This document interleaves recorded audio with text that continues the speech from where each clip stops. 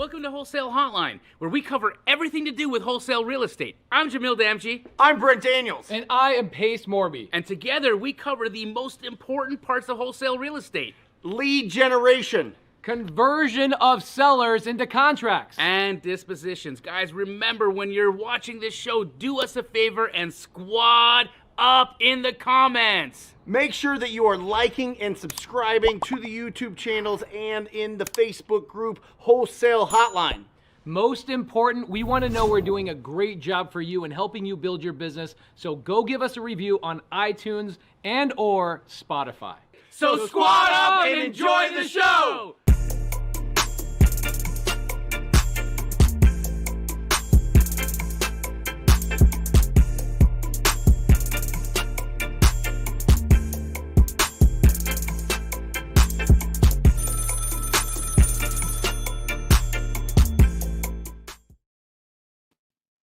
Here we go. Yo, what up? How's it going, brother? Dude, did you just what up me? I did. I brought it all the way back to 2001, man. I love it. Let's bring it back. I love it. Welcome to Wholesale Hotline number 63. These next 3 weeks are going to be really interesting. This is going to be the hot seats. All right, we're going to go hot seat with myself today with Pace or Jamil. Who's next? You? And then Jamil is the caboose?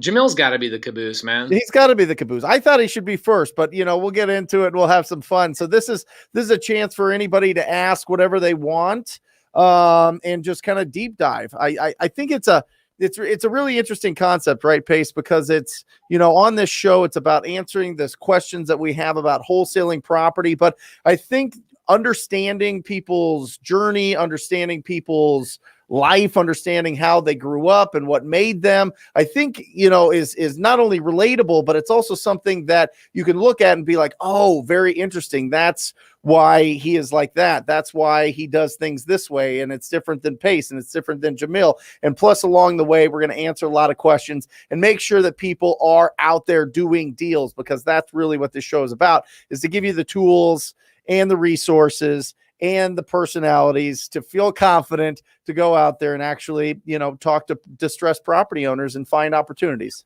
What do you think, Pace?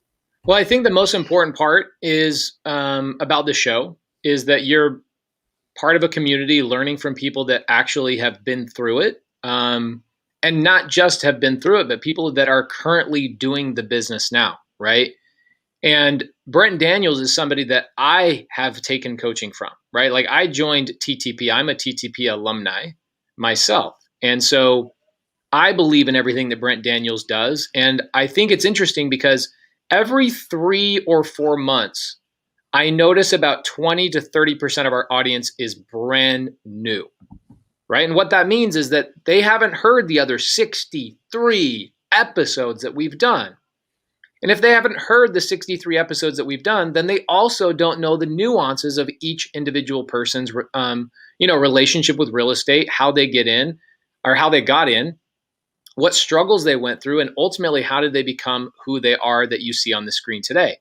And knowing that really does make a big difference to who you're listening to, right? It's the same thing in a movie. There's character development. You don't just turn a movie on and then all of a sudden you know who that character is. It takes 10, 15 minutes for you to understand why you should be paying attention.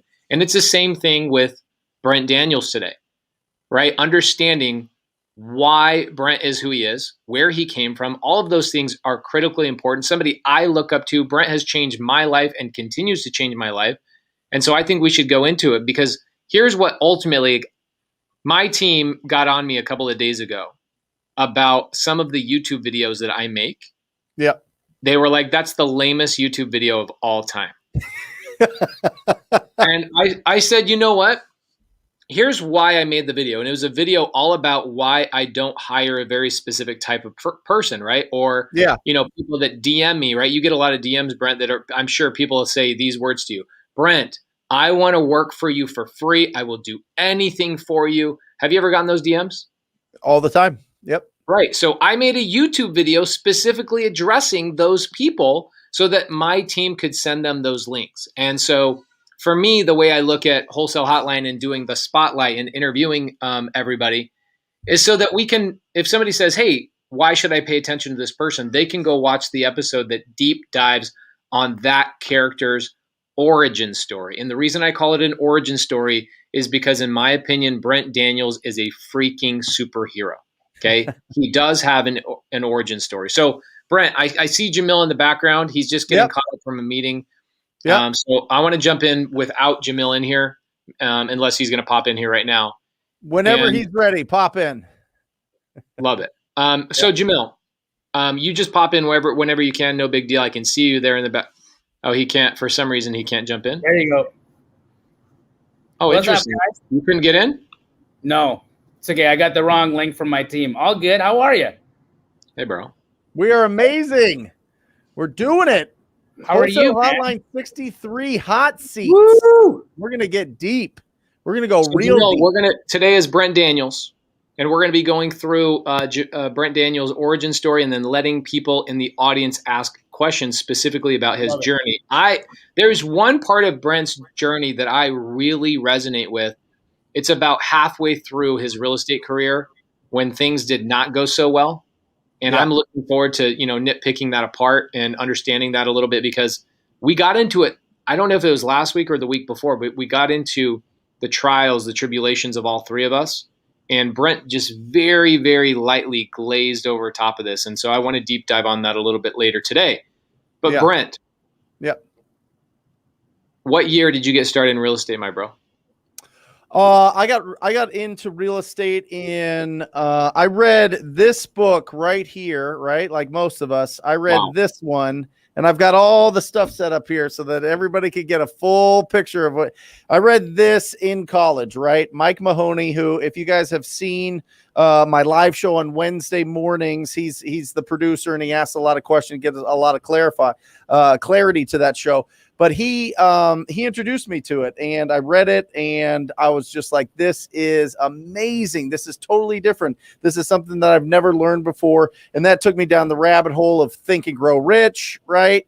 That one went, and then I got into this one, right? From our good friend Dolph DeRoos right there. Real Estate Riches. He sold 2 million copies of this. It's kind of a little bit outdated at this point, and then I got into this. I read this one. And I was just kind of filling myself with all of these good ideas, good thoughts on what real estate was, but it didn't really show you or teach you how to find deals. It was just kind of telling you the benefits of being a real estate entrepreneur. And how did you even get that book, the first book, Robert Kiyosaki's book, in your hand? Did somebody tell you about it, or was it Mahoney? Yeah. So Mike Mahoney read it. It was tattered. He gave it to me, and I went through it, and we were like, we got to do this. So we partnered up. Yeah. Isn't that crazy how many times that book has touched somebody's life? That is the most crazy book. Well, in our industry, it really is. I mean, listen, you either read that book and you're like all about real estate, or you're like, meh, you know what I mean? Like, there's no in between with Rich Dad Poor Dad. You're either like, I understand the value and the overarching, like, universal benefit of real estate, or you don't. Like, I've had plenty. I've given this book to every single one of my friends, my wife, everybody, and it either hits you or it doesn't.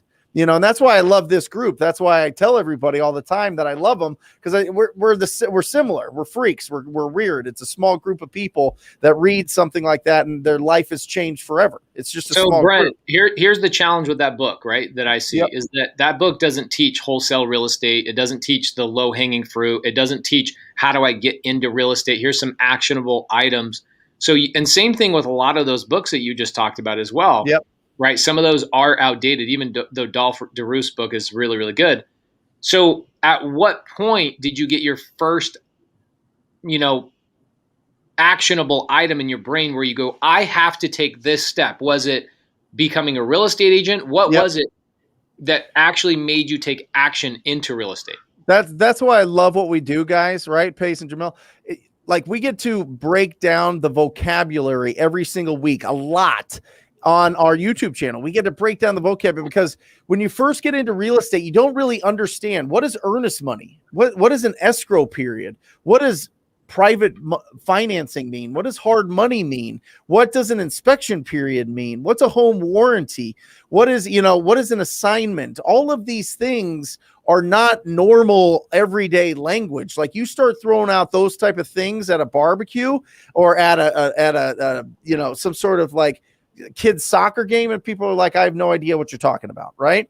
So it's just, we're fortunate that we get to like kind of express and break all these things down. But in 2003, actually, there wasn't YouTube, right? There was infomercials at night, of some dude like blinging out and being like, do you want to be like me? Learn how to do real estate. There was Russ Whitney. There was Dolph DeRoos. There was Robert Kiyosaki. And that was kind of it. And it was all like, hey, if you want to get a deal, either go door knock or, put out classified ads in the newspaper.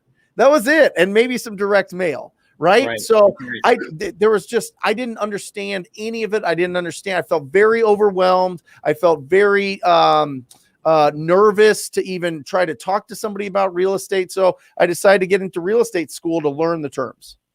That's an interesting thing, because I, think that we're all super, super lucky to even know what we know. Right. And we talk about it every single week. I even look back and I went and got my real estate license, something nobody knows about. I went and got it. I never did anything with it. I never even hung my license with a broker, because I thought, this is where my question's going. I thought that when I went to real estate school, I was actually going to learn something about real estate. Right. Right. So is that kind of what your thought process was? And I like what Mark wrote here. Carlton Sheets for sure. And Robert Allen. And you know Robert Allen, right? That was it. That was like, oh my gosh, this is incredible. And it was great education, but it was not instruction. And going and getting a real estate license, I thought you would learn how to find deals, opportunities, that type of thing. And really, it's just, there is a huge, and this is something that I get, and I'm going to go on a little rant here for a second, guys. This is something that I get all the time. Whenever somebody is listening to a podcast, watching YouTube, or live at an event, you need to put it through that filter. Is this entertainment? Is this education? Or is this instruction? All right. Because the instruction is the stuff that you write down on a pad of paper and then you go take action on it. The rest of it is to inspire. It's to go get into your, kind of get the right mindset, all of these things. And that's fantastic. And I love that. But where is the meat? Where is the actual, if you do this, you are going to be successful at what you're trying to do. Right. Right. That is like what I go through. I filter that through every book, every podcast, every YouTube, every seminar that I've ever been through. What are those three items again? Let's say it one more time. It's entertainment, education, and instruction. Those are the three filters. Right? If I'm brand new, what do I need more?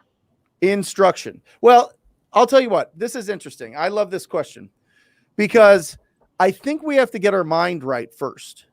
And I think that we have to wrap ourselves really, when you look at any challenges, and let's be honest, starting out as a real estate investor, as a wholesaler, as a real estate entrepreneur, there are a lot of challenges. But you have to put it and look at, is this an internal challenge? Like, do I believe that I can do this? Do I have a chip on my shoulder? Do I have a big motor to be able to do this when it's not, when I'm done with my 9 to 5? Can I do this after work? Can I do this on the week? All those things. That's internal. External is what we're doing on this show right now. It's squatting up. Who are you surrounding yourself with? Are you surrounding yourself with people that have never done real estate, think that it's a scam, think that it's like a get rich quick, think that that's just for wealthy people that have money, right? Or are you surrounding yourself with people that are like, you know what, anybody can do this, and I'm going to go out there and try. And then the third part, you got internal, external, and then philosophical, right? Do I believe that what I'm doing with my life is positive?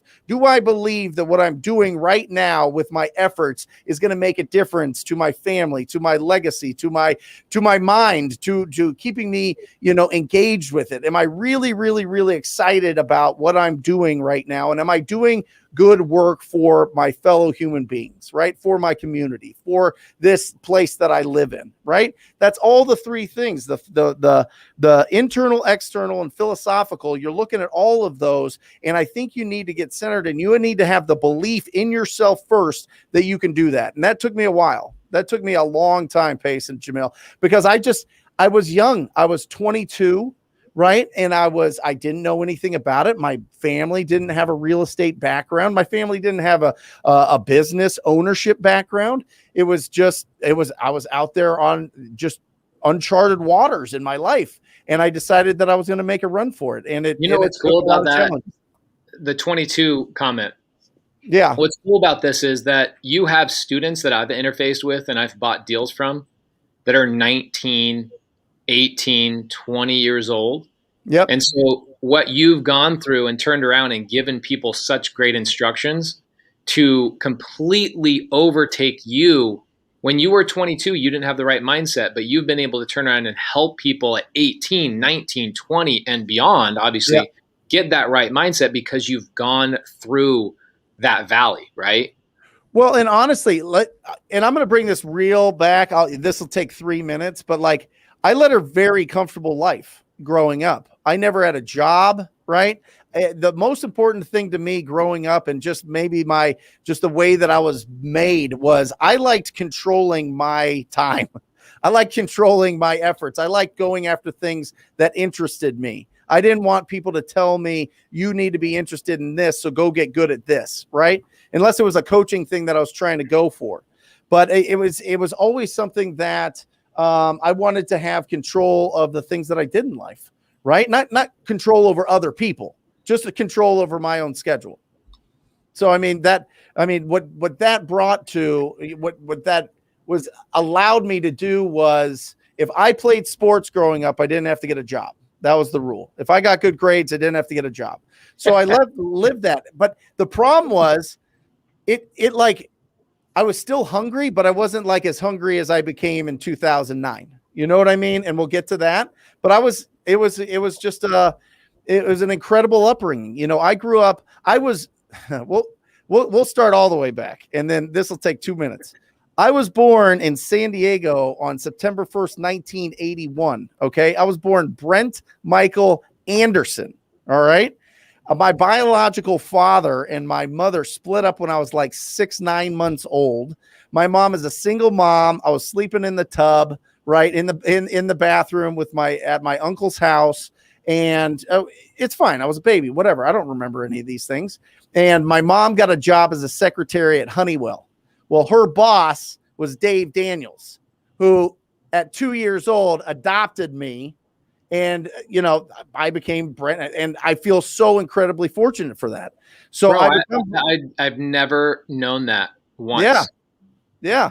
It took a Wholesale Hotline episode 63 for you to tell me this. I get, listen, it's like on these shows, on these things, it's about you guys. It's about the audience. It's about the questions. It's about helping you guys get better. So going that deep and whatever, it just doesn't, it feels weird to me. It feels a little bit.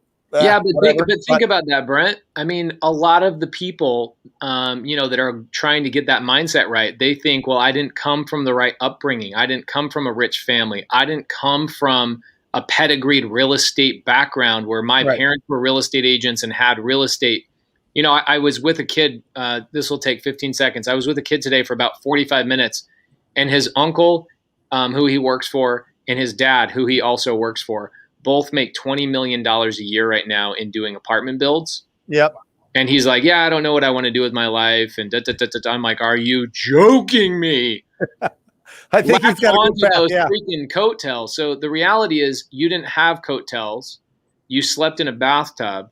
Yeah. There is no more humble beginning than that, right? Single mother, not having your own bed. So I'm just saying, you didn't have that, hand holding to get you into real estate. You had to figure this out and discover this out on your own. Right. And so you get adopted. How old were you? 2? 2.5. Yeah. I was 2.5. Parents got married. My biological dad was like, hey, listen, if Dave wants to adopt him, I'm cool with that. He didn't want to pay the child support.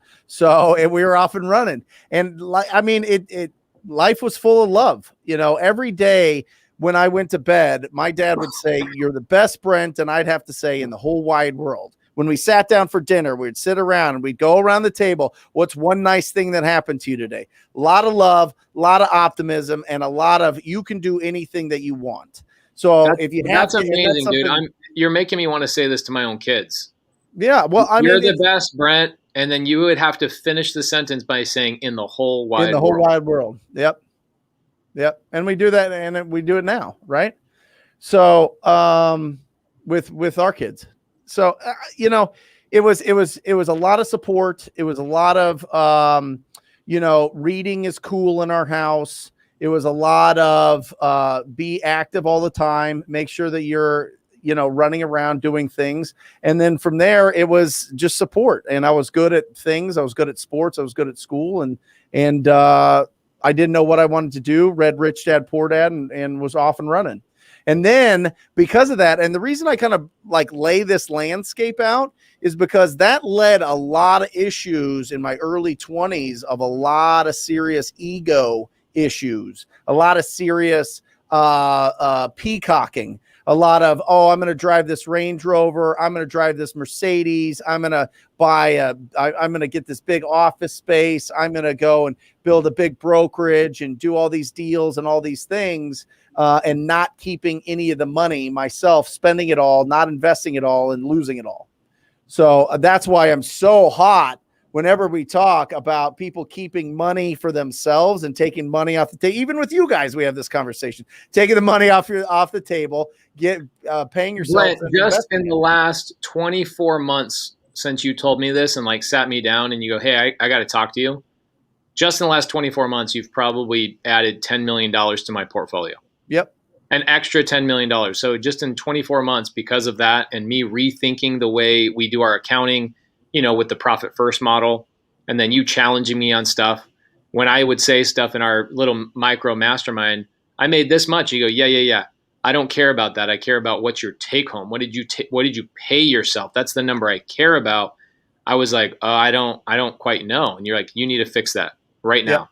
Yep. It's life-changing information. And I know we'll get to that because that's actually one of my favorite parts of your story. So we're 2004, right? 2004 is when you went to go get your realtor's license. I did it in 2003 while I was in college and then activated in 2004. Yep. Okay. So you activated in 2004. Where did you go? Where did you hang your brokerage? What brokerage did you go to? It was a company out of Washington at the time that was growing here in Phoenix called Windermere. Yeah, Windermere. And they had a great broker there. And it was 2004. You guys all know the market was going bananas. So it was easy to help so people. Were you a buyer's agent? Were you a listing agent? What was how'd you start getting money in real estate? Yeah, it was just friends and family, people wanting to buy and people wanting to sell. And it was a great market. And people were finally coming out of kind of like a weird 2000.com bubble that kind of crashed and the economy was goofy. And then all of a sudden it was going straight through the roof. And people were like, wow, my house is worth what? It was worth 190, 6 months ago. And now it's 300,000. So it was just, it was a good time to get in, but it wasn't investing. It was purely just representing people. So you learned a lot, but going through that time frame, did you feel like I'm so happy in this field, or did you feel like you were missing something, especially when you go back and remind yourself that you read Rich Dad, Poor Dad? Because Rich Dad, Poor Dad would basically be criticizing the real estate agent model, right? You're working and you're trading your time for money. Yeah, I just, at the time it was a whirlwind. And I think a lot of us get caught in this. If you can start making some money doing something, all of a sudden it's hard to stop that. It's hard to get out of that whirlwind that you're in, because if you do, well, first of all, what I did, I'll just say that is I got a car payment. I got a mortgage. I got a lady, right? I was, it was just out and about. And that was the first time that I could go to nice restaurants. And I didn't buy the lady, guys. Okay. It wasn't like it was a relationship. Okay. Anyway, and just, all of these things, you start making money coming in and you're like, oh, okay, I'm going to put 30% over here for taxes, and the rest I'm going to go bananas. And that's what I did. I just went absolutely bananas and just kept spending and spending and getting into more and more debt, and thought that if you owned real estate in Phoenix, it would always go up. It was a smart investment and nothing bad would ever happen. So that's what I did. And, when you have all these expenses, then all of a sudden you have to stay in that whirlwind. Yep. Because you have to be able to pay for those. You like Right. those things. You're flossing. You're 23, 24. You're driving up, going and seeing your friends from high school or college, and you're like, "What's up? This is my Audi A4. I'm the man. Look at me, German car, pretty cool. And then a Mercedes, pretty cool. I make Did money." you have blah, people blah, blah. working for you underneath your team? Had you built out a team at that point? At that point, we had started. Mike Mahoney and I, in 2005, got the great idea to open up our own brokerage. So in 2006, we opened up a brokerage, and it was just modest. We were just trying to, get new agents in, younger people that were coming in, and we started growing it. And all of a sudden, we had 50 agents, and then we had 75 agents, and it was going well. And we were cruising, and we were like, you know what? We need to open up a big office in North Scottsdale, because if you're in North Scottsdale, baby, that's the, high priced houses. You need to have a nice central hub there so that you can get access. So you got some street cred in that area, and feel real good about, I was wearing a suit and tie. I was going to Nordstrom. I was getting fitted and tailored all the time. I was just walking around. Yeah, you got it, Jamil. I was walking around like this. I was making calls all the time. I was just like totally like enamored with that, Boiler Room movie, and I was like, that's it. That's what I want to create here. I want to create something that's high energy. People are getting a lot of opportunities. People are calling, being proactive, and it's going to be amazing. And this is going to be what just is the runway for my life. So you go and sign a big fat juicy lease, right? What year is this? I signed a 10-year lease January of 2008. Okay. Oh my gosh. And this is for 9,000 square feet at the Scottsdale Air Park. And one, you have to furnish all that. Jamil knows what I'm talking about. And two, well, now you know what I'm talking about. Your house is bigger than my office was now. Yeah, I just furnished that, my brother. guest house, and I was like, oh, wait, I think I'm going to just leave the rest of the house empty. Yeah, exactly.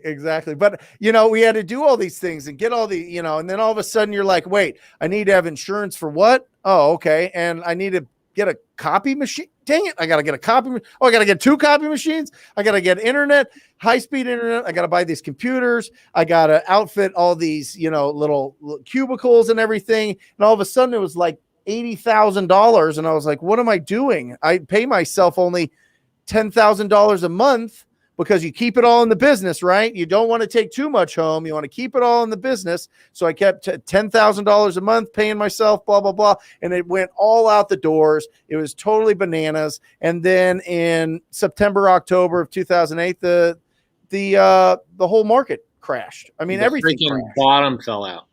Yeah, everything fell out.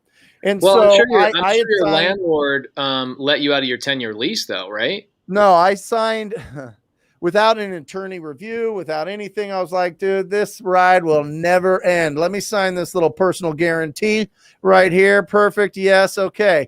Boom. 10-year lease, personal guarantee. So when you don't pay that, guess what happens? They sue you. So and they go after you personally. What's that?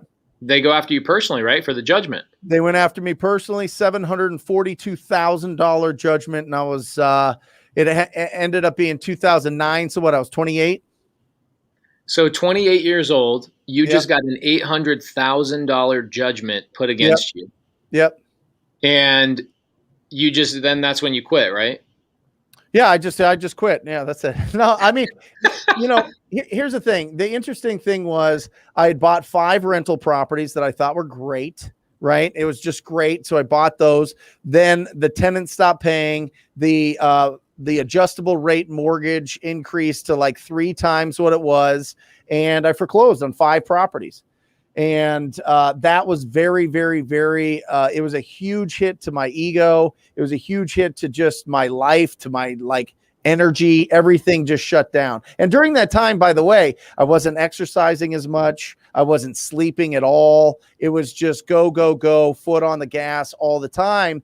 And I just turned into somebody that I'm not. I turned into somebody that was anxious and stressed and unloving and very, very, I was trying to almost like pull in and wear the skin of somebody that was like a high executive that I saw in a movie or something. You know what I mean? Just really pushing and doing stuff. And it was just totally out of character. And it was a nightmare, couple of years. It really was. And it took a long time for me to build up my confidence, to build up enough hunger and enough chip on my shoulder to get after it again. Because I was like, you know what? After going through all that and just being a young man and being stupid and going out and trying to, catch the real estate world by its tail, and it didn't work. It felt like huge failure. And I was very so hide. Go back before the crash.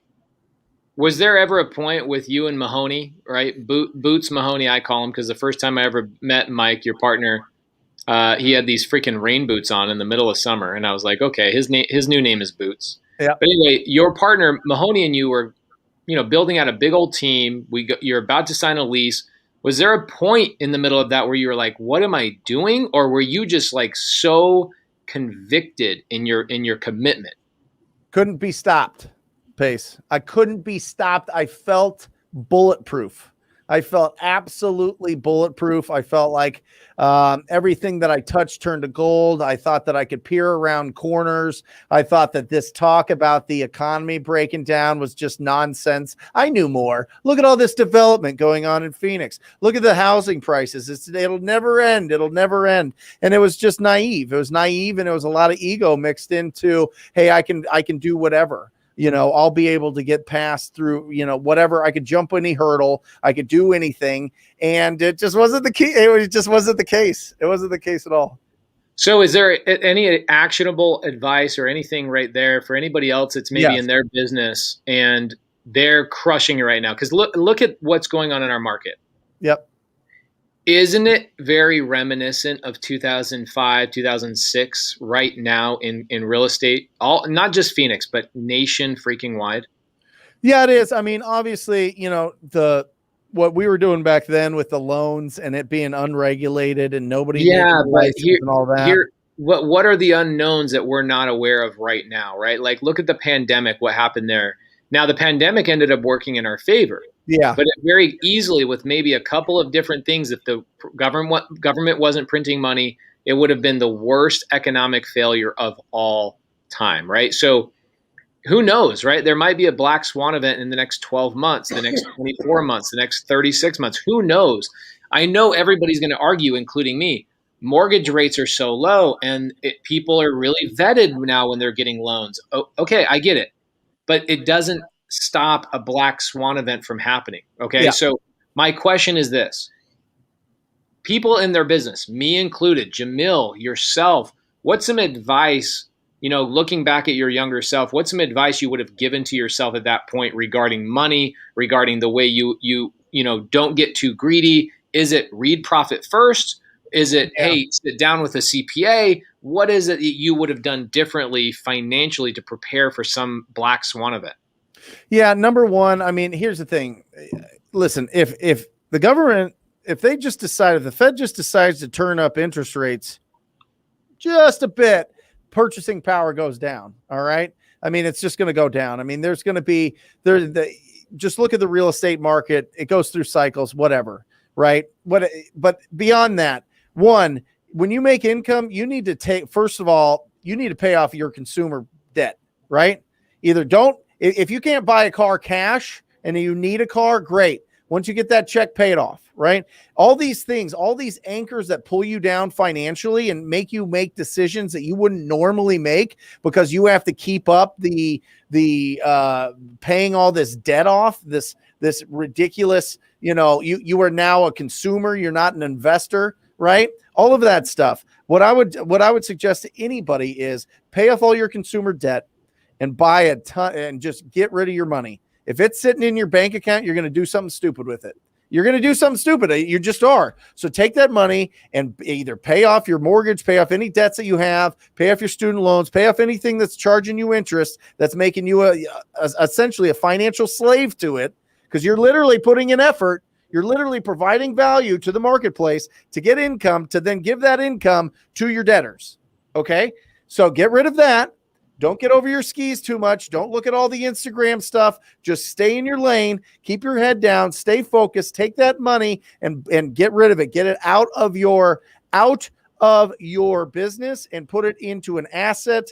Buy some real estate, because you know that it's going to be, you're going to be protected there. All right. And then from there, just keep going. Just keep building, and just understand that it takes a lot. It takes a lot to have $1 million. It takes a lot to have $1 million net worth. It takes a lot to build up all of these things and all of these assets. So that $10,000 check that you're feeling is like the biggest thing in the world.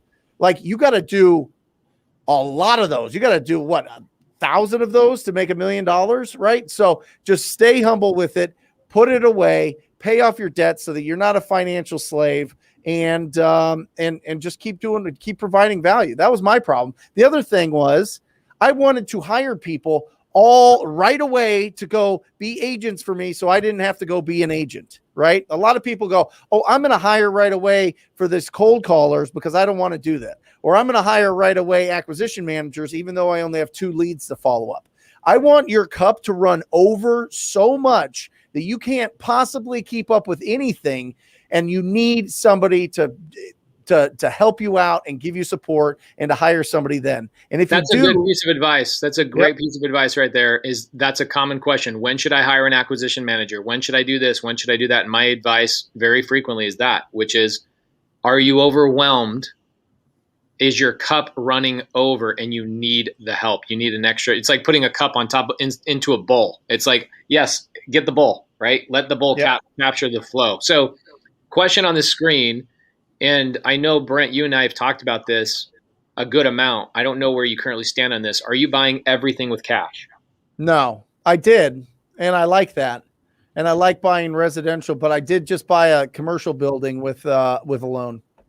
So, okay. I mean, it's interesting. I think that there's smart ways to get leverage, but also I think that if you're in a position to buy something cash and it's a property, you just have a lot less headache. It just depends on where you're at in life. You know, do you have a lot of other things going on that takes up your brain power? You know what I mean? And if you do, then buy something cash and don't go buy 15 rentals right now. You know what I mean? You can get there. There's seasons in life. We're going to be here for a long time. You know what I mean? Like, you can decide. And I think right now the season that I have is buying more property and putting really good debt. I'll probably go at like a 50%. Jamil, can you say something so people don't think that you're like punished or in like a timeout box or something? Yeah. We're just taking our turns here, guys. I'll get to my questions next. Awesome. Love it. So you go through 2008, right? You're devastated. You're not yourself. Obviously, you lose all confidence. Anybody else that went through 2008 knows that everybody became a different version of themselves. And you guys are going to hear a great story with Jamil as well. 2008, if you were in real estate or construction or anything tied to real estate, you're done. Like, you are a completely different person within 90 days, right? When you found out, do you remember, was there a time when that was going on that you remember where you were, what you were thinking when you just said, oh shit, the bottom is falling out? Or was it just all a haze? I was sitting wearing like a ridiculous 3-piece suit. If you guys can imagine it, right? I had like a Fossa knob tie. I had the whole suit. It was a wonderful Italian cut. It was great. I was sitting in my Mercedes and I was like, oh, I probably am not going to keep any of this.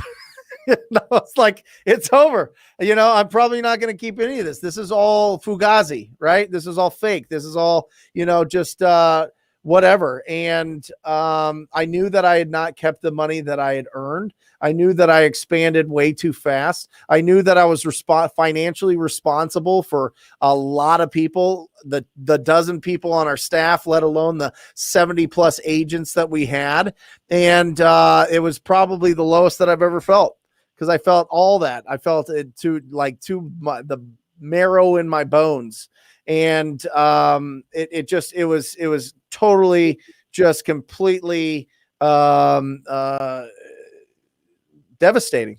Yeah, just devastating. So do you think that, going back, if you had not gotten into real estate, like traditional real estate, do you think if you were a wholesaler, knowing what you know now, could you have survived 2008? So we were doing some wholesale. It was really interesting. So at the time, it was Mike Mahoney, myself, and then we had two business partners that were Polynesian. One was Tongan, one was Samoan, Isi and Talima. Great people, incredible people. And they had a lot of family, and they're very tribal, and they wanted to go out and hit the doors and knock on pre-foreclosures. So they would go out, and at the time you'd have to print out a list, and they would print out a notice that said about the county recorder's number and call us. And they would leave these leave behinds. And we were able to wholesale. I didn't really know what it was. Like we would like close on it, but then sometimes we wouldn't. Sometimes we would just assign it to somebody, but I didn't even know what that was. That was like their whole side of it. They were doing more of that, where ours was like the brokerage side. So I didn't really know what was going on. I just knew that it was good. And then there was no equity. Right. So that's the fear, right? If there's no equity, how do you get wholesale deals? Right. When our market went like down 65, 70%, right, Jamil, somewhere around there. And when you do that, everybody has no equity anymore. So you can't go in and be like, okay, I'm going to buy this thing for 50 or put it under contract for 50 and sell it for 70 when they owe 150. You know what I mean? So it turned out that all the properties were then going to foreclosure. So I did enough talking to people and seeing if anybody had relatives that had some money that they wanted to buy properties with and split the deals. And we ended up finding a buddy of ours whose grandpa sold his share in a lumber company, in a framing company. And Jim Younger came in and gave us a couple $1 million to buy properties. And we went to the foreclosure auction and flipped about 60 properties. And that's kind of what kept my head above water a bit, through 2009 and 10. And then all of the big hedge funds came in and bought up all the properties at the auction. So I was out of that. Yeah. So 2010, what are you doing? How are you making money? How are you putting food on the table? Very, very, very badly. Yeah. 2010 was my lowest easily. 2010 was really, I think I made maybe 22,000 the whole year. Right. Wow. And I was just feeling bad, and I was just not myself, and I wasn't doing it. I was just totally not anything that you see here. Right. Not anything that I wasn't picking up the phone. I wasn't being proactive. I wasn't, the fire was out, man. The fire was out. And then, found out that I was going to have a baby, and boom, all of a sudden that thing fired back up, and, I scratched and clawed my way out. And, the next year in 2011, which my son was born, he was, I had gotten up to where I was making like 80, 90,000 that year, just doing traditional real estate. I called up a favor, and somebody was listing all of the REO properties, all the foreclosure properties for the bank. And they allowed me to take the sign calls. When you call a sign on a real estate sign, I was the guy answering those calls and calling everybody back and showing people properties for $30,000, $40,000, $50,000, just trying to make it happen. I was going on the MLS for rental properties, guys, like lease properties. And I was posting them to Craigslist, getting leads for people that wanted to see these rental properties and getting the commission, the $200 or $150 or $75 commission to write up a lease for people on these properties. I mean, that's how bad it was. That's how low it was. Bro, let me jump in there and tell people how tough that is. So Laura, my wife, when we first met, 2011, 2012, same time frame, she worked for OnQ Property Management, and they gave her they were like, we don't want to deal with any of the tenant stuff because there's no money in it. So Laura would go do literally 18 to 20 leases in a month, she would bring in $2,500. And then we would track her expenses, her gas, her cell phone, her car insurance, her, her food when she's traveling, her print paper, her internet, $2,400. Yep. She was working for free. Like that is, Yep. it's so much harder to do that than it is to do traditional real estate. Yep. Yeah. But you were looking for any opportunity at the time. Any opportunity. And by the way, every 3 months, every quarter, I had to go in, and the attorneys for the judgment would do a financial statement to see where I'm at. I'm driving around in an old 2002 Lexus ES300 that my dad gave me. In 2010, by the way, we had the worst hailstorm in Phoenix, and like literally like baseball size hail destroyed this whole car. I couldn't get it fixed. I'm driving a sand colored ES300 that had 1,000 dents on it.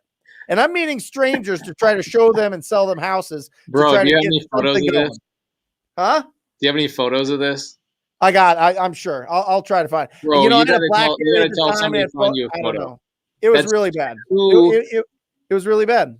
So too good. Did it break your windshield? Oh, it broke the whole back out. Not only that, Pace, it broke the back out. It shattered the supple leather seats from like 96 or whatever. Totally tore it apart. The upholstery destroyed, right? Like I couldn't put anybody in this car. I had to meet people. I had to tell people like, no, I'll meet you at the property. Can't drive you around. It was crazy. Pipes for, yeah, Paul, you get it. I mean, I'm telling you, it was like one thing after another.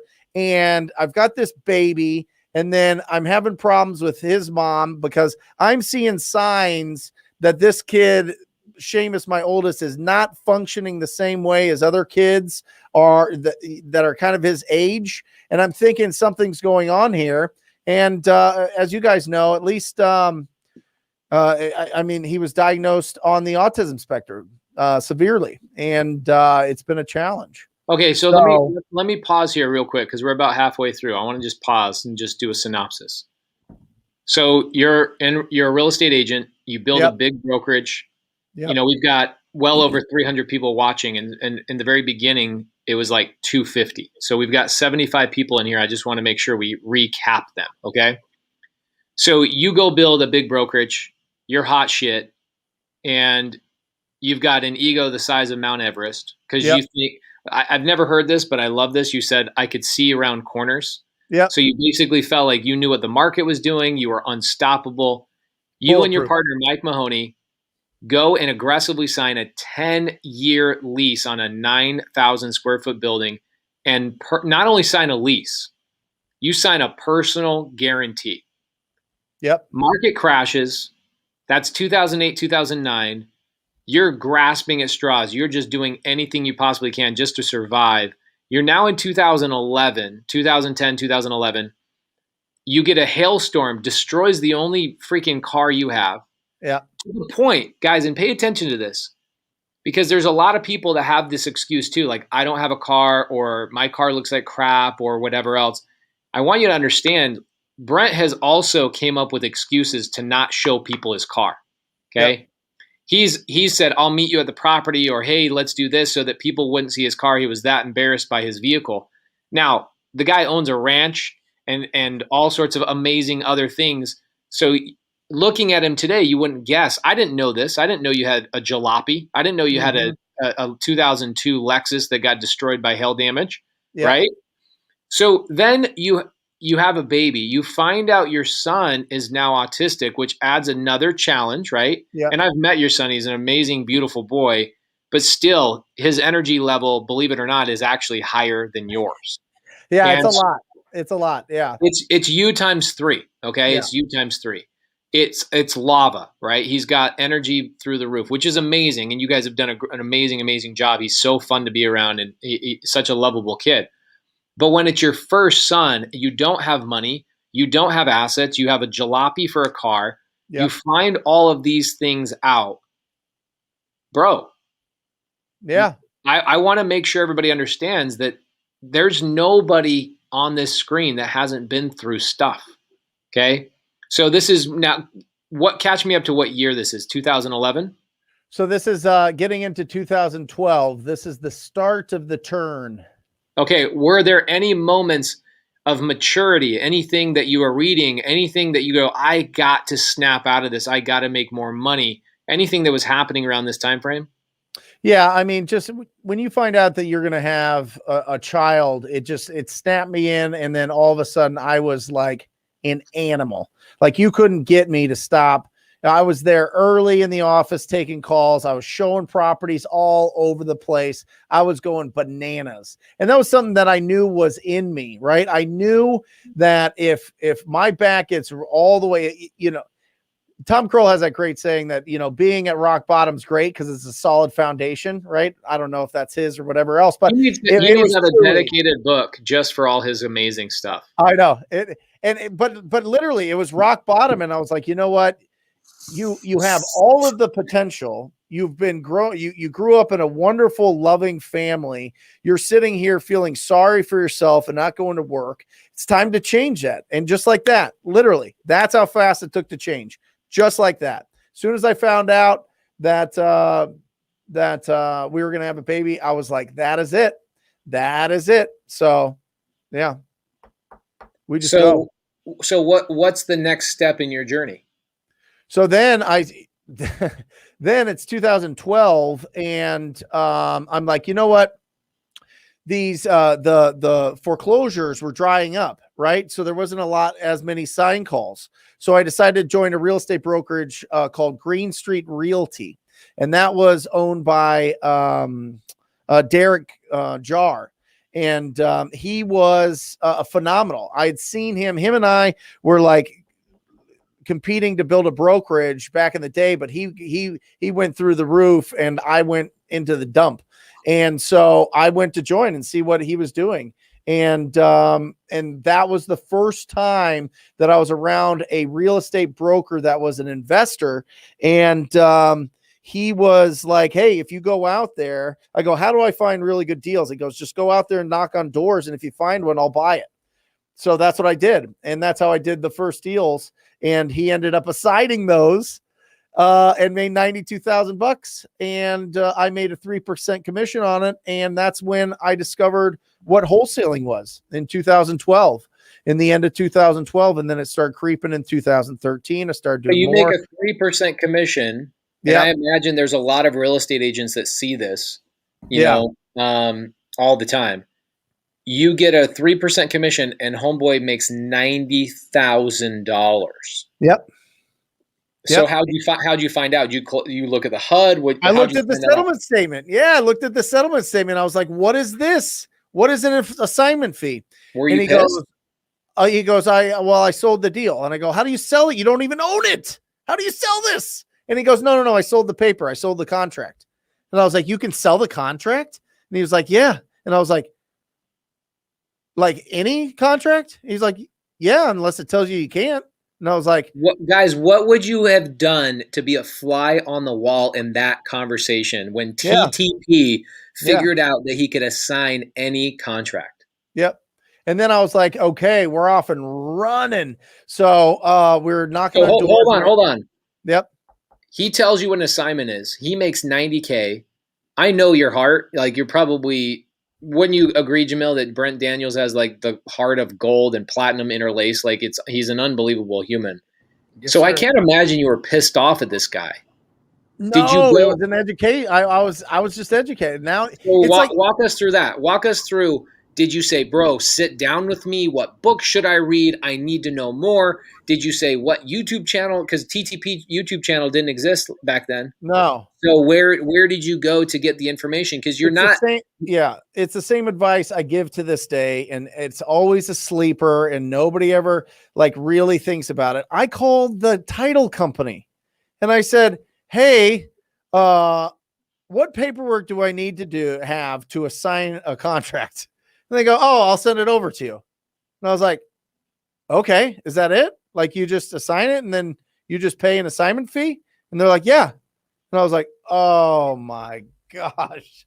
And it was just that. I had been in real estate for 9 years, and had no idea. And once that Pandora's box opened, bro, I was going bananas. And the beautiful thing about being at a brokerage that has an investor as the owner was we had a LexisNexis account, so you could do skip tracing. So I would drive around. This is before all the apps. This is before all the goodies. I would write down the address. I would pull it up. I would get the number, and I would hand dial and call these people up to get deals. And it was shooting fish in a barrel. And it just started getting bigger and bigger. The mistake I made early on is I only thought that there was 3 cash buyers in town. And then I met Jamil. Yeah, this is actually one of your big stories, right? You kind of felt like you were married to a couple of these cash buyers. They kind of 100%. dictated everything. Like you felt like you were kind of in prison. Well, it was just, we were friends, and things went smoothly, and I sold it. I didn't know that there was more cash buyers. I didn't know that there was more people out there that were looking for deals. I was just like, I'm really good at finding them. I just talk to people all day long. That's all I did. I'd go to the office and call. Oh, got to go on the appointment, get the contract signed, and then sell it to, 90% of it to Iman, right?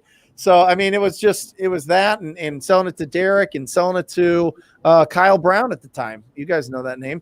And that was what it was. And I thought that it was fantastic. I was making like $12,000 a deal. Well, if you come from the real estate world, that's like a $400,000 sale. And I was doing that like every week. And I was like, oh my gosh, this is crazy. And it just kept going and going. And I was transitioning out of doing traditional real estate deals and going more into wholesaling. And at the time I had the partner, Dustin, phenomenal guy, but he was more of the traditional flipper construction background. And I was more of the hunter, and I felt that I was hunting more than he was. And it ended up being really kind of like I was always looking over my shoulder like, wait, you're going where for a week? You're leaving for this weekend? You want me to do the appointment? Like all these things. It turned into like a bitter situation. And that's, kind of my, what evolved into my thought on or experience with having a partnership. And I think that people should have a hard line as to what they want to do with that relationship. And if it's a traditional wholesale business, I think that there should be a point where you part ways and see what happens. Okay, so a couple questions. One, I want to bring this up to the audience because, guys, think about this. We talk about like people giving you value. It took Brent this long in his journey to figure out what he currently teaches, right? He went through the mud. He went through all sorts of pain, anguish, self-doubt, anxiety, stress, waking up at 1 o'clock in the morning. Oh my gosh, how am I going to make my ends meet? How am I going to pay all my bills? What am I going to do? Desperately taking sign calls, right? You were taking sign calls to pay your bills. Yeah. So guys, in the comments, and I'm loving all the comments. I have not been able to click on all of them, but give me some of your favorite things that you guys have learned from Brent over the last years. I get comments all the time. People DM me still to this day. You and I did a YouTube video like a year and a half ago. They're like, this was the best video I've ever seen. And I'm like, bro, Brent has way better videos than that on his YouTube. Guys, no, that's a good one. We need to redo that one. That one is a really good one. Yeah. Guys, in the comments, please give Brent some love that he got all the way through this point. You figure out what wholesaling is. Now, here's the thing. Did it take you, were you like abruptly, I'm done with traditional real estate? Or were you so involved in traditional real estate that it took you a while to just decide, I'm out? Where was that severance? Where did you guys finally break up? Yeah, it was, in 2016, I heard of the thing called podcasts, and I found Wholesaling Inc., which is crazy because now I'm on Wholesaling Inc. twice a week, which is just a dream come true. But I heard the Wholesaling Inc. podcast, and that really was kind of the transition.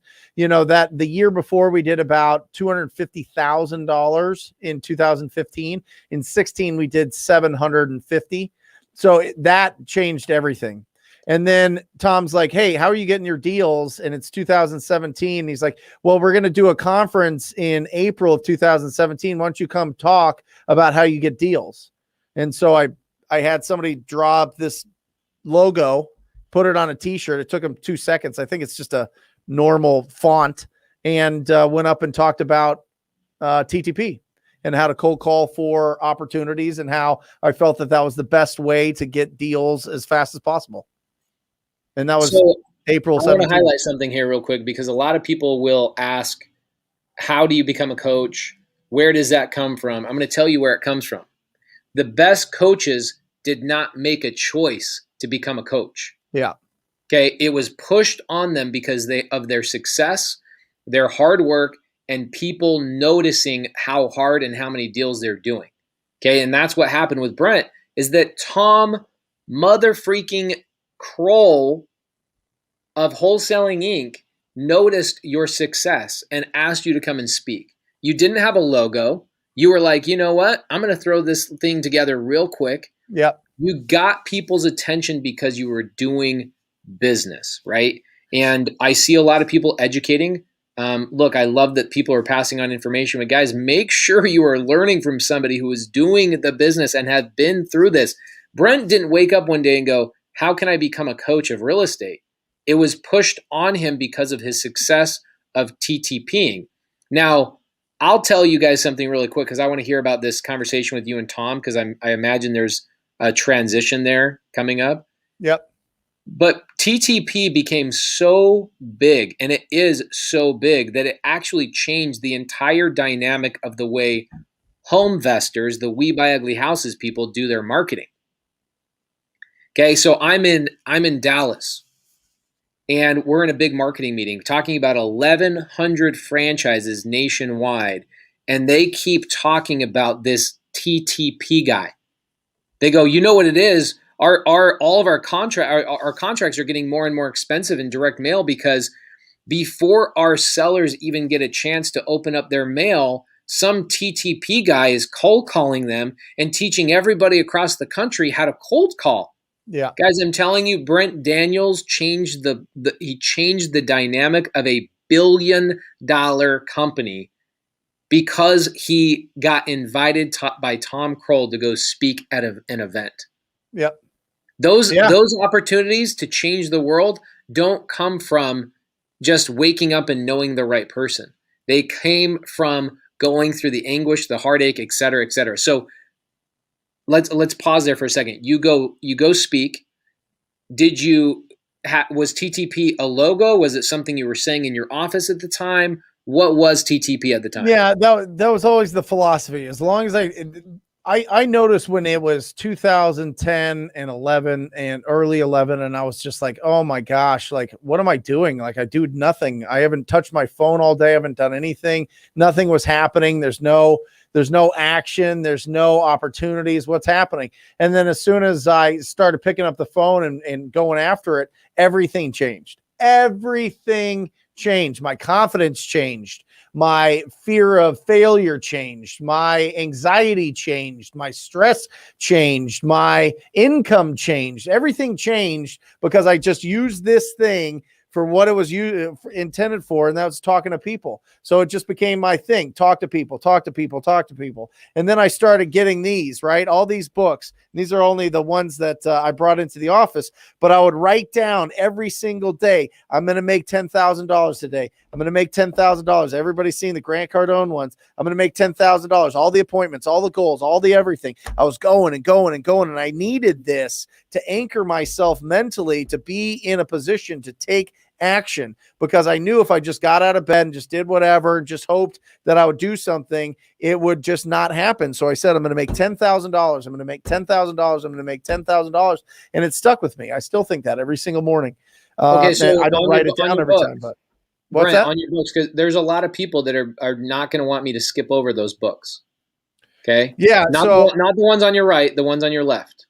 Yeah, it's just, listen, it's just a journal. They're just journals. It's not just a journal. It's your accountability, right? So let's talk about that. Was that just something that was ingrained in you from your parents or from like football coaches?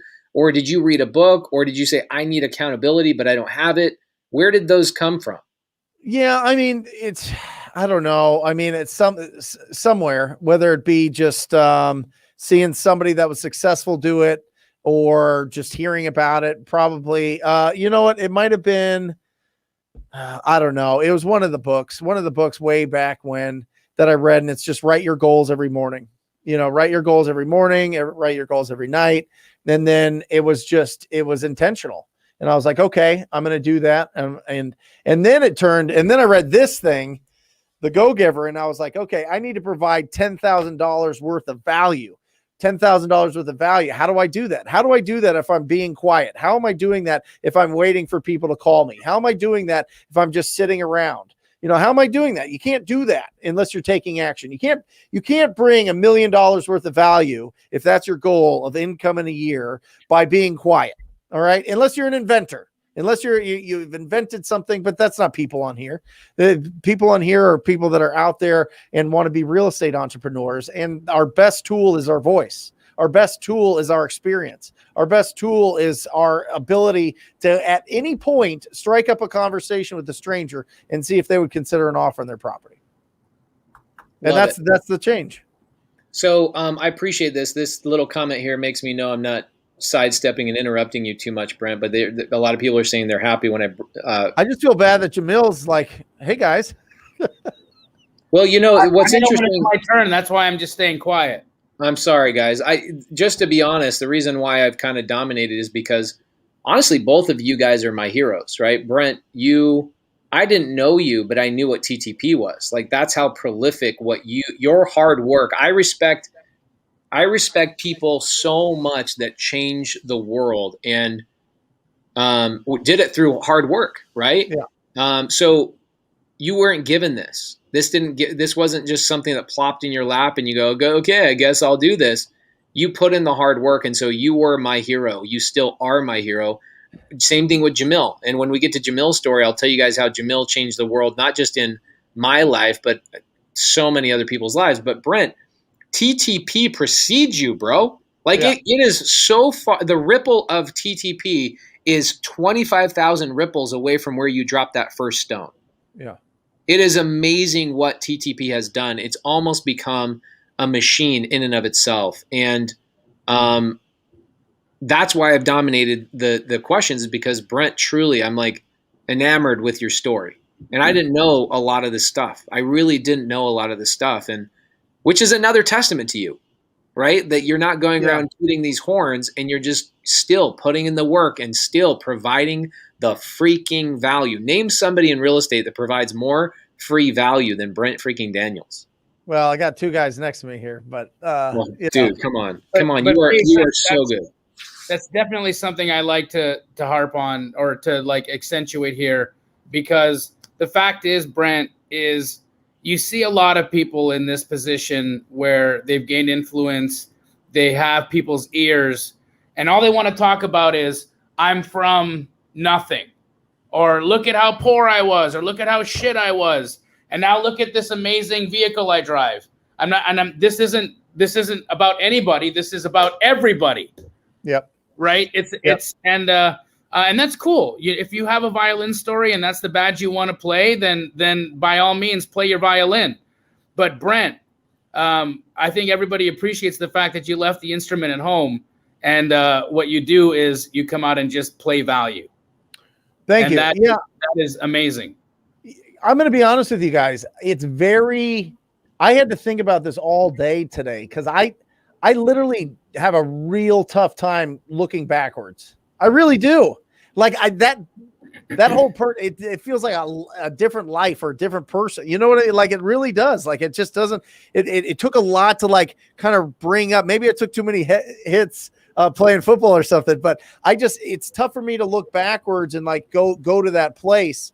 And I don't know, it's just, I think that people try, as you say, Jamil, time travel too much and dwell too much in the past, and it doesn't serve you. So when I speak about whatever on YouTube or podcast, it's in the moment. It's right now. It's what's happening, what can help people out there so that, don't have to go through the things that I went through.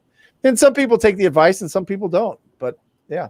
Okay. So I want to keep this going because we've only got 20, 25 minutes. I got a laundry list of questions as well for Brent. So Go for it. Okay. Let me Let me ask read this real quick for Michael Campbell. Michael Campbell. Where is that? Where is it? Why don't I see that? It's under Jason there. I don't see it. It says bell ringer for Michael Campbell. Anyway, go ahead, Jamil. There it is.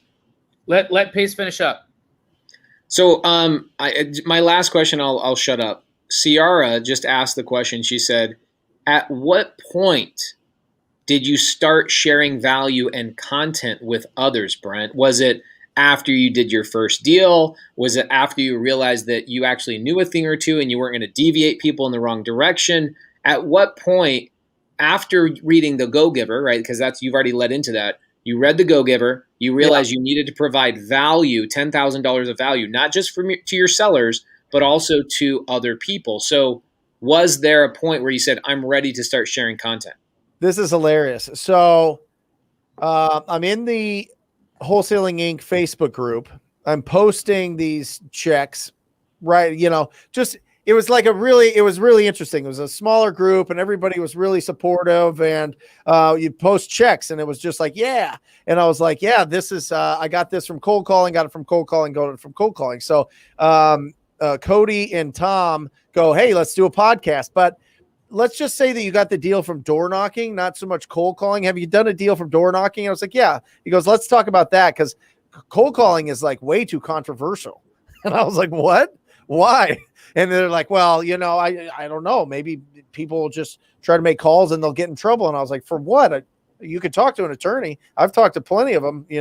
It's all good. We're not doing anything negative here. And they're like, well, whatever. So I did this podcast and then I just kept posting to the group, and people would DM me like crazy. So I was already coaching and Tom's like, are people DMing you? And I said, yeah. He goes, okay, we need to have you talk. Have you thought about coaching? And I was like, yeah, sure.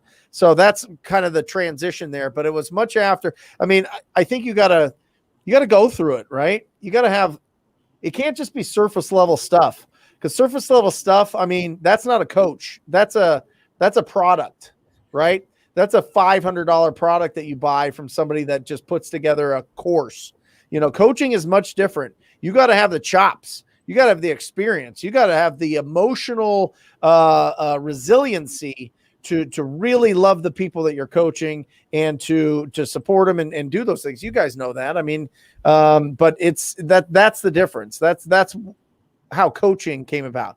And some people do products and that's fine. And some people are coaches. Jamil, I'm going to shut up. Well, Pace, I just appreciated you extracting all of that from Brent. Those are amazing questions, brother. And Brent, thank you for diving into that history. I know that's not always easy to do. Yeah. And we appreciate it, because as a lot of folks said in the comments here, they need to hear it. People need to hear it, because a lot of what folks are going through right now in their lives, you went through. And that resonance, that capacity to see the example of the man going through it, transcending the situation, is inspiring and motivating. Yeah. So thank you for doing that. And it leads me to my first question for you, which is in regards to what routine you have to your daily routine to maintain that positive mindset, because I know that that's just not born out of pure unicorn dust. Yeah. That positive mindset comes from daily work. Yeah. Because I do the work myself, right? And so I'd love to ask, what is your daily routine for maintaining that positive mindset you have? Currently or back then? Yes. Okay. Both. Well, yeah. And this is something that I think that you guys really see in me just behind the scenes is I do not hang around with negative people. Nope. I won't talk to them. I won't be around them. I am like, I will do anything to get away from entitlement. I will get away from anything from complaining about things that you can fix, about not taking personal responsibility, about not wanting to have an open mind about things. I do not I just don't. That's why I don't watch the news. I don't get the newspaper. I don't do any of that stuff. I think that it's just it's manipulation. It's not influence, and I think you really have to figure out in life, are you getting influence or are you getting manipulated? Because most of it's manipulation. Real influence comes with wonderful friendships.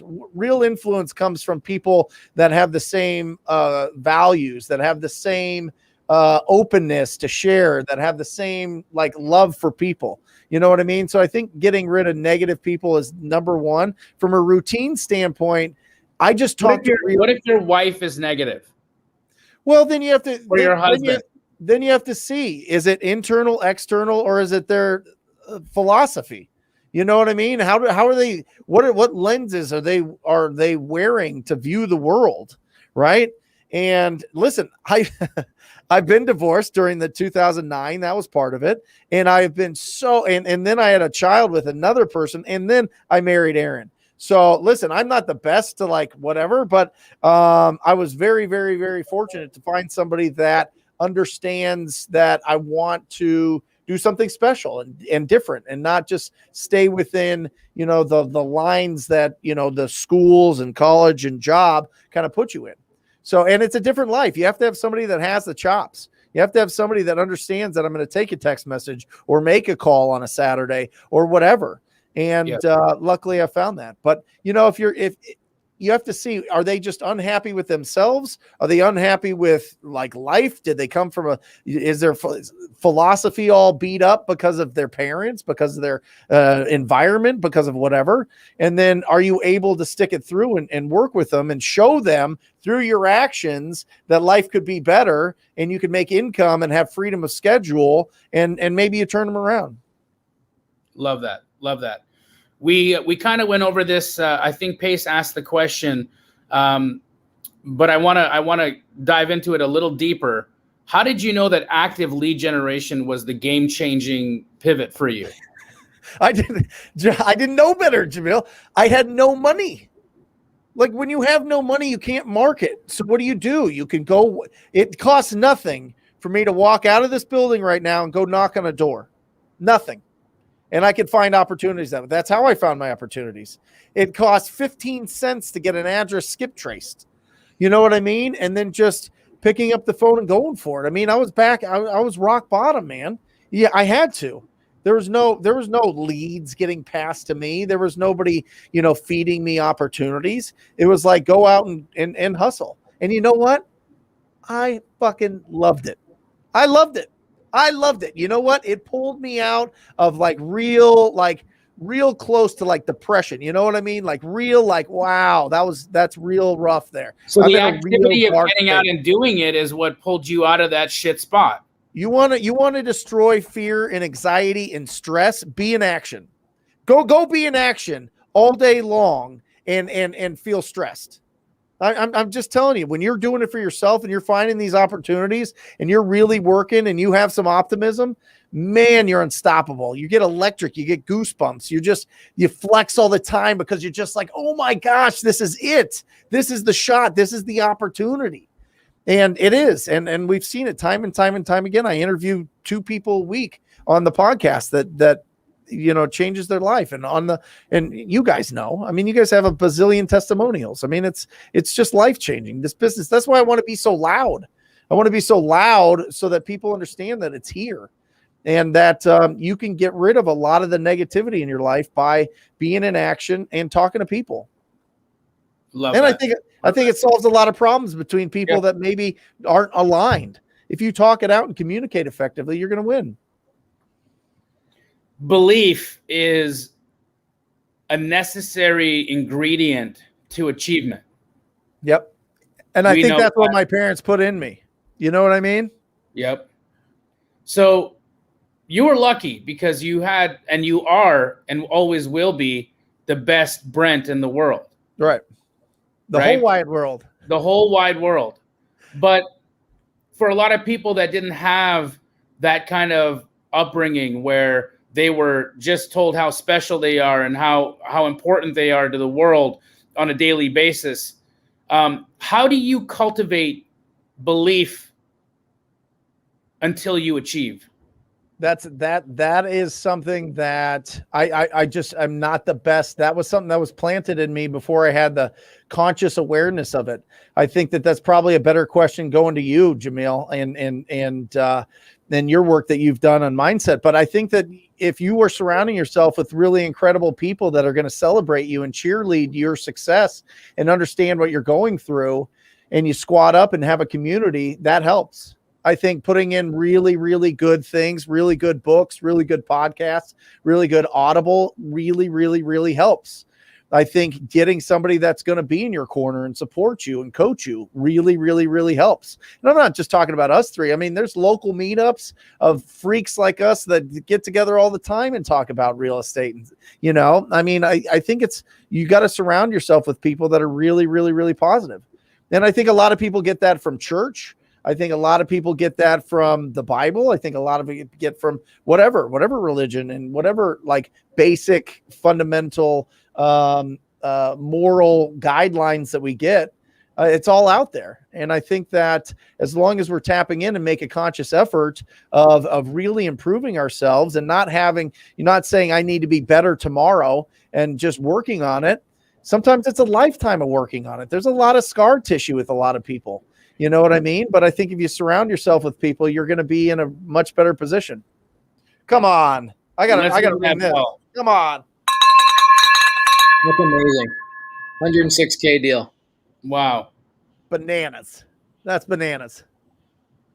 How has TTP bled into other aspects of your life? I love that you asked this. And I think that this is really important. And I was thinking about this and I wasn't really sure how to kind of communicate this, but every time that I go into a room anywhere, I don't care if it's a restaurant, I don't care. And you guys do this as well. And anywhere, I just feel out personalities. Okay. I feel out and I'm trying to find out, are you an analytical, a driver, a expressive, or an amiable personality so that I can be versatile in the way that I communicate with you. Okay. If I go real bombastic, if I go crazy, and this is something that I learned after talking to 45,000 people over those 3.5 years that I made calls from 9 to noon every day. All right. Like it was like, you have to be able to communicate, and it's not just in a room. You could do it over the phone, but you got to be versatile. You got to understand how are people communicating. And then people are like, wow, this person's really interested in me.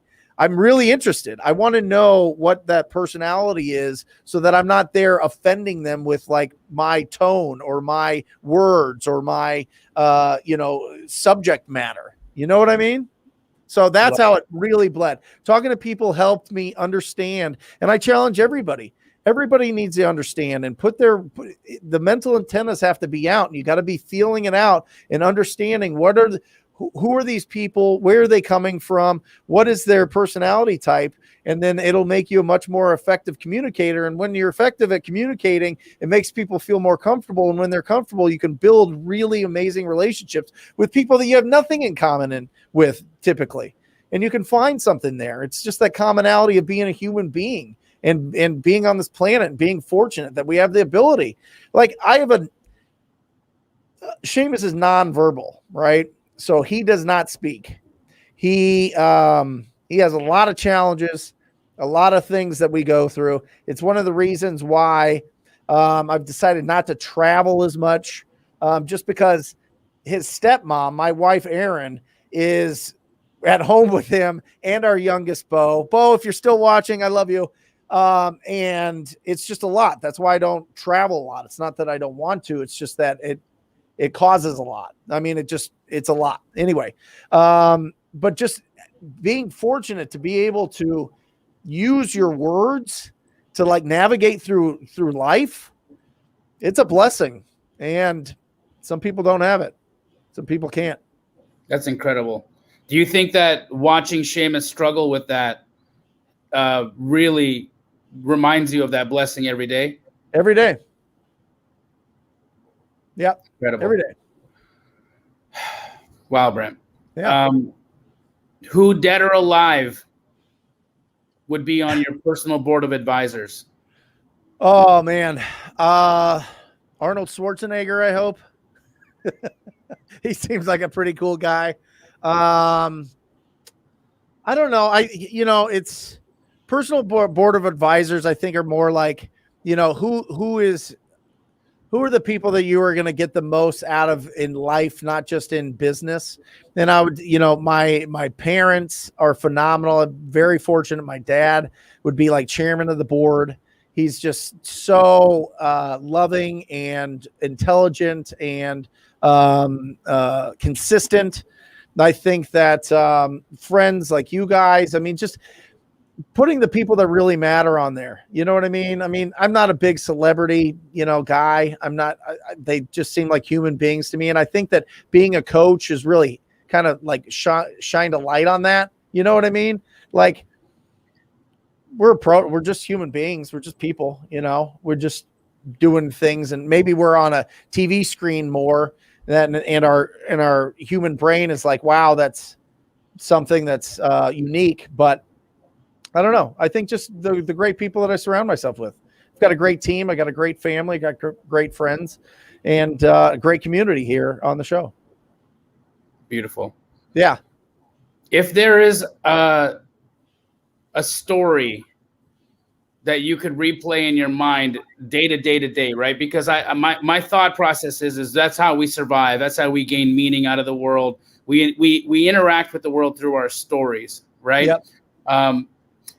If there was a story that you could tell yourself and you could just basically play it out in one sentence, because I think that if there were more people in the world who told themselves the story that Brent Daniels tells himself every single day, that we would have a planet full of amazing, beautiful human beings, what would that sentence be? I'm the luckiest guy ever, and I want to share. Man, I just want to share it. I feel lucky, and I want everybody to feel as lucky as I do. Beautiful. Yeah. Brent. Yeah. I love you, bro. Thank you for changing my life. Thank you for changing Pace's life. Thank you for changing all of our lives. Everybody here on Wholesale Hotline, we are indebted to you. I know that I feel that way, and we heard that Pace feels that way, and there's thousands and thousands and thousands and thousands of people all across the world, not only in America, but all across the world who feel the exact same way about you. You are one of the most special human beings ever, Brent. I love you. Thank you so much for everything you do. Pace, if you have anything else for Brent. I have so many. Really important question for me. Brent, I get to spend time with you. Jamil gets to spend time with you. But I don't know that the audience knows this part of you. What is your driving motivation right now? Like right for me right now, where I put all my goals is in my notes app on my phone, and I update it every 30, 45 days. And it's kind of fun to just check off my little goals and maybe challenge myself to create bigger and bigger goals. Is there a target that you see out 5 years out in the future? Like maybe owning 500,000 acres in Montana or something like that. Is there a final chapter to the Brent Daniel book that you're looking and anticipating creating? Maybe not a final chapter, but in the next 5 years, $40 million from a professional standpoint. The next 5 years, that's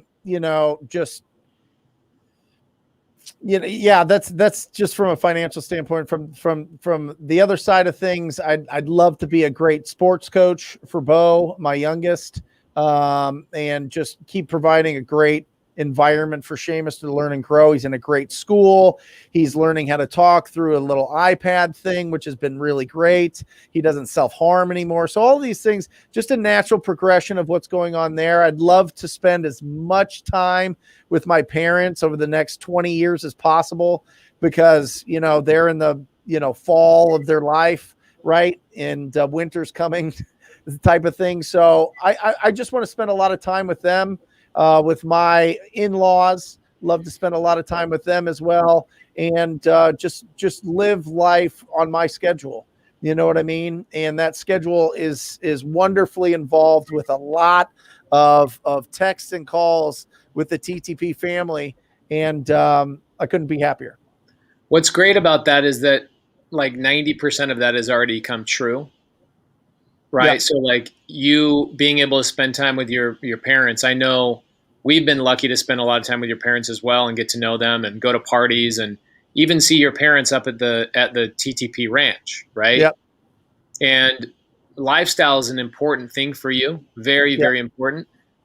Would you mind sharing your weekly schedule real quick for people that just, I get this Sure. question all the time is like, when do you wake up? When do you go to bed? Those types of questions. Yep. And I understand why. I saw a YouTube video of Mark Cuban talking about his daily routine. And I was like, I'm going to watch this 5 times. I was so enthralled. So what's your weekly routine? Are you working 6 days a week? What does that look like? Well, listen, let's be honest. As entrepreneurs, we're always working. Okay. I mean, if we're not working, we're thinking about it. We're having good ideas. It doesn't mean that we can't live in the moment with the people that we love. Nothing like that. But there's not like, I think I've learned as I matured that being in the office doesn't mean you're working. Right. So, I've got my phone with me. I have the ability to text and call students every single day. Just depends on where I'm at. But every day I'm getting texts and involved in that. But from a schedule standpoint, I usually wake up about 7:30 and take the kids to school. I'm in the office by like 9:30 because our Bo in preschool starts at 9. So I'm in the office by 9:30 on Tuesday, Wednesday, Thursday. That's when I do content and podcast and the support calls and then reviewing any of the wholesale deals. And then Monday, I typically don't come in until after I work out at 1:00. Sometimes I see Jamil there at the gym. 1 to 2, I work out, and then I'll come in here about 3 and do the show. And the rest of the morning I'm spend with my wife, which is wonderful because the kids are at school and we get to hang out on Mondays. And then Friday, I typically get out of the office. Fridays, the office is open for any TTP family members that want to come in because that's when my whole team comes in, my wholesaling team. We do a team meeting at 10:00 till noon. And then usually by about 2:00, I'm out of the office heading to the cabin, heading to the ranch. Amazing. You're living. I usually wake up about 7:30. I'll usually go to bed about midnight, and then from that time that you get home until the kids go to bed at 8, Bo, and then Seamus at 9, and then from 9 to about 11, I'm reading or I'm preparing for a video or a podcast, and then I'll watch a documentary. I'm big in documentaries and what's going on with construction and stuff around the world. So that's what I do. Okay, Brent, what would you say if you could tell yourself going back when you created that TTP logo that one day Corey would be putting this on the screen and truly it means that same thing to thousands of people? Yeah, I would tell him that 100%. Listen, when you're in a dark place and picking up the phone, having a phone and just calling people and finding opportunities gets you out of it and then brings you to something like this, anybody can do it. Anybody. It's just, do you want to? That's it. Do you want to do it? Is it a must? Must you not be in that place anymore? Must you change? Must you get out of it and stop self-loathing and feeling in a shell of yourself? That's what we it had is. A lot of people saying this was their favorite episode. We actually had a couple of people saying, "Don't tell me the show is almost over. I'm not ready for this show to end." This has been truly one of my probably top 2 favorite wholesale hotlines. Unbelievable. I learned probably a dozen things about you today. What about you, Jamil? Did you learn a couple things? I did. I always learn a little bit. There are some things I knew, there are some things I knew that I didn't realize had affected Brent as much as I learned tonight. And just so thankful for your transparency, Brent, because in all honesty, a lot of times we don't get to hear that. We don't get to see that. We don't get to share that with people. Just the humanity of what goes on in our lives. We're even us three are giving instructions so often that we very often don't get to just be real. So thank you for that.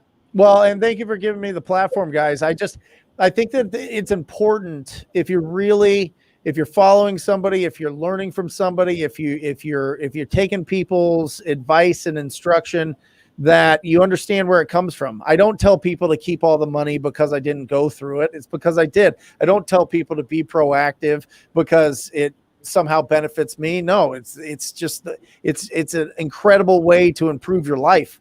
And, I don't tell people to, talk to people and break out of their comfort zones because it's, a hot topic. No, it's because it affects every part of your life. And all of a sudden you get to be the person that's always been inside you. You're just letting it loose. You give yourself permission to let it loose. And it's just wonderfully rewarding. Wonderful. Brent, a whole bunch of people are curious. When Ingrid, who is here local in Phoenix, she's one of the sub 2 students. Is she a TTP student? Ingrid, I think she probably would have told me. So yeah. Ingrid is a realtor here in Phoenix, and she's a sub 2 student, pretty recent. Ingrid says, when are you coming out with a book? Everyone needs to read and hear this story. And dude, we've got like a dozen people saying the same thing. Have you thought about reading? You've read so many books. Yeah. Have you written a book that you're going to release? No, I haven't. Potentially someday. I mean, I just, there's a lot, there's a lot of inspirational books out there. I'd rather write a book on how people can talk to people, but we'll see. I'm sure we'll sprinkle it in. I'll put a synopsis on this in the prologue or something. I don't know. Okay, Jamil, I'm going to have you take us home, but I want to ask the audience one thing. Okay, we had about 400 live viewers today, and I wanted to ask the audience to take a photo. Okay, take a photo with your phone, tag Brent Daniels on Instagram, and tell him your favorite thing you learned about him today. I want to see dozens and dozens of Instagram posts saying, Brent Daniels, favorite thing I learned about Brent was today. Okay. And then through the week, guys, DM me, DM Brent Daniels, and ask us questions about Jamil. I'd love to get a whole bunch of questions stacked up for Jamil. Did you guys know his first deal, Brent Daniels, or not Brent Daniels, but Jamil was walking his dog for dollars? You guys are going to learn a whole bunch of amazing things about Jamil DMG, but today was Brent's episode, Mr. TTP. The reason both Jamil and I are here right now is because of you, bro. So audience, please do us a favor. Take a screenshot, take a photo, put it on Instagram stories, tag Brent, and tell him your favorite thing you learned about him this episode. Appreciate you guys so much. And strap in. This is just the tip of the iceberg. Pace and Jamil are next week. Pace and the caboose is loose 2 weeks from now with Jamil. So make sure that you guys come, show up. It's going to be absolutely incredible. And close us out, Jamil. Just appreciate every single one of you guys. Pace, all those fantastic questions. Brent, the transparency, your energy, your life. You are TTP living. If those 3 letters could have a face, they would all have your face. It's actually 2 letters. If those 2 letters could have your face, they would. But we all appreciate you guys. Thanks so much for tuning in to Wholesale Hotline. This is one of the joys of our lives to be able to do this podcast for you guys, to ask the questions, to learn more about this crazy niche of wholesale real estate. And we just really appreciate you guys tuning in. We will see you all next Monday. Take care. Love you guys. Or just say squat up. So squat up and enjoy the show. Yeah. Yeah. Okay. 1, 2, 3. So squat up and enjoy the show. What are you doing? I didn't say that thing. Why? I don't know. Okay. So squat up and enjoy the show. Cool. I think we should use the one where Jamil doesn't say anything.